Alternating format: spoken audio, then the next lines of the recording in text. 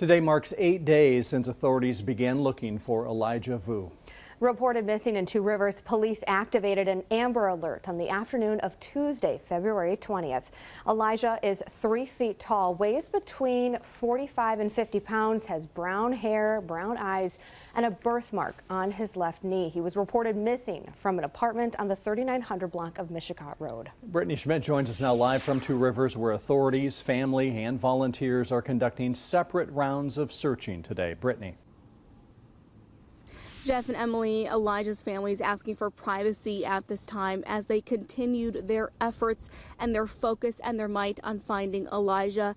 Their dire plea continues at this hour as law enforcement officials continue to follow up on every tip and lead that comes their way. Investigators are up against a moving clock. Time is a major factor here, now more than a week with no sign of Elijah. Authorities continue to use all the resources at their disposal to try and find him.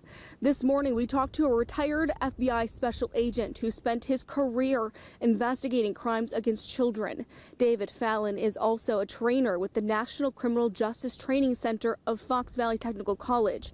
He's been following the case, and from the outside looking in, he says these cases represent a particular challenge to law enforcement because Elijah is so young and there are few witnesses who have information about the case. Fallon says he knows police have a plan and he encourages the public to have patience. They have ready access to some of the best training in the world regarding these types of cases relatively in their own backyard.